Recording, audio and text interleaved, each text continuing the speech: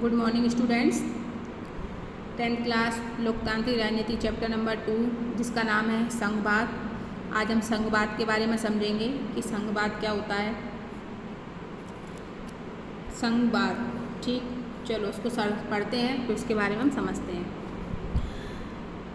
आज हम इसमें जो इस अध्याय में बेल्जियम और श्रीलंका के अंतर पर गौर करें। यानी श्रीलंका और बेल्जियम दो देश हैं, उसके बारे में संघवाद को लेकर बात कही गई है। आपको याद होगा कि बेल्जियम के संविधान में जो प्रमुख बदलाव किए गए उसमें केंद्र सरकार की शक्ति में कमी करना भी एक था और ये अधिकार प्रांतीय सरकारों को दिए गए। इसमें जब हम सत्ता की साझेदारी हमने पढ़ा हुआ था उसमें हमने बेल्जियम के बारे में पढ़ा हुआ था, बेल्जियम ने किस प्रकार अपनी शासन व्यवस्था बनाई। आज इसमें हम जो दो देश हैं श्रीलंका और बेल्जियम, उसमें हम सबसे पहले जो बात करेंगे बेल्जियम के बारे में बात करेंगे।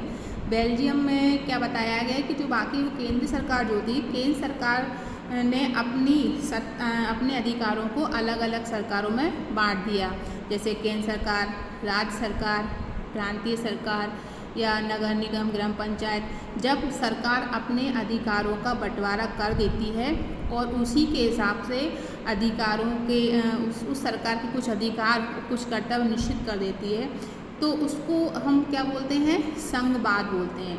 संघवाद का मतलब यही होता है कि किसी एक सरकार के हाथ में सब शक्ति नहीं रहती है किसी देश की, वे अपनी शक्तियों का वितरण कर देती है। जैसे कि हम समझें कि केंद्र सरकार है। अब केंद्र सरकार, भारत की एक सरकार कौन सी होती है, केंद्र सरकार। केंद्र सरकार के बाद हम बात करें राज्य सरकार, तो राज्य सरकार क्यों बनाई जाती है कि वो अपने अपने राज्य के कामों को देखें, राज्य के अधिकारों, राज्य सरकार के अधिकारों को सौंपें, उनके कर्तव्यों का पालन करें। और हम देखें और छोटे स्तर पर अगर हम आए तो राज्य से आ जाता है जिला स्तर पर, तो जिला स्तर पर हम देखते हैं नगर निगम वगैरह ये रहते हैं, तो ये अपनी अपनी व्यवस्थाएं देखती हैं और सबका अपना अधिकार क्षेत्र कैसा होता है, स्वतंत्र रहता है। तो संघवाद का मतलब यही होता है कि किसी एक शक्ति में सत्ता का ना होना, शक्ति का बंटवारा कर देना। तो वो बेल्जियम के संबंध में हमें बताएं कि उसमें ये बताया कि बेल्जियम में उससे पहले भी प्रांतीय सरकारें थीं, तब भी उनकी अपनी भूमिका थी। यानी जितनी भी सरकार होती है सबकी अपनी अपनी भूमिका होती है। प्रांतीय सरकार अपना कार्य करेगी, केंद्र सरकार अपना कार्य करेगी, तो सबका कार्य क्षेत्र निश्चित और स्वतंत्र रहता है। यह अधिकार उनको केंद्र द्वारा दिए गए थे, इन्हें केंद्रीय सरकार वापस भी ले सकती है। सन 1993 में कुछ बदलाव हुए और प्रांतीय सरकारों को कुछ संवैधानिक अधिकार दिए गए। इन अधिकारों के लिए प्रांतीय सरकारें 1993 में जब कुछ बदलाव किए गए, उसमें कुछ सरकार को, यानी जो प्रांतीय सरकार रहती है, राज्य सरकार जो रहती है, उनको कुछ संवैधानिक अधिकार केंद्र सरकार द्वारा दिए गए।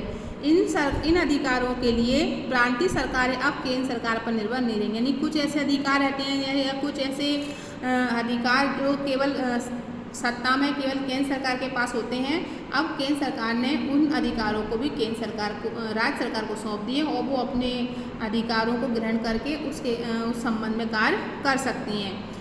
इस प्रकार बेल्जियम ने एकात्मक शासन की जगह संघीय शासन प्रणाली अपना ली। एकात्मक शासन समझाया जिसमें किसी एक ही सरकार का अधिकार होता है। केंद्र सरकार है, केंद्र सरकार अपने सारे कार्यों को किसी देश के सभी कार्यों को केंद्र सरकार के अंदर किया जाए, सारी शक्ति अपने अंदर रखे, तो वो कौन सी प्रणाली हो जाती है, एकात्मक शासन प्रणाली।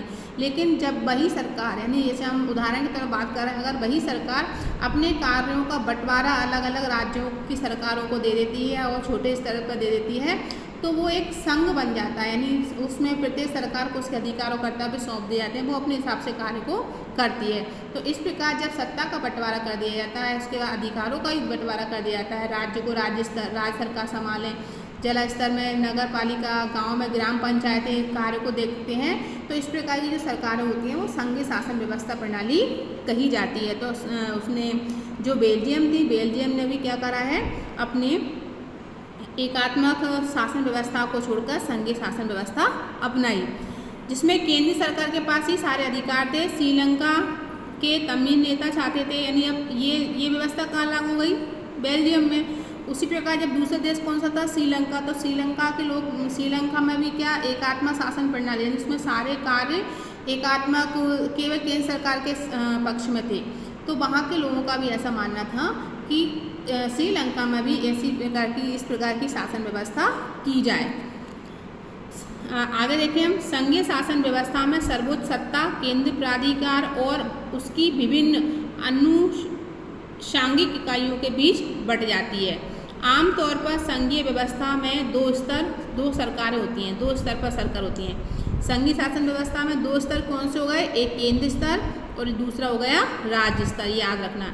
इसमें एक सरकार पूरे देश के लिए होती है, जो सरकार जो पूरे देश के लिए चलती है उसको हम बोलते हैं केंद्र सरकार, और एक राज्य प्रांतों के स्तर पर, यानी जो राज्य के अंदर जो सरकार होती है, जैसे अपने MP अपने भारत देश की बात करें तो भारत में मध्य प्रदेश है, तो मध्य प्रदेश में हम किसकी सरकार मान कर रहे हैं, BJP की सरकार है ना। अपने जो सरकार है शिवराज सिंह चौहान द्वारा जो चलाए जा रहे हैं वो राज्य सरकार हो गई, और पूरे देश में कौन सी सरकार हो गई, केंद्र सरकार। वो पार्टियां अलग अलग इसमें हो सकती हैं।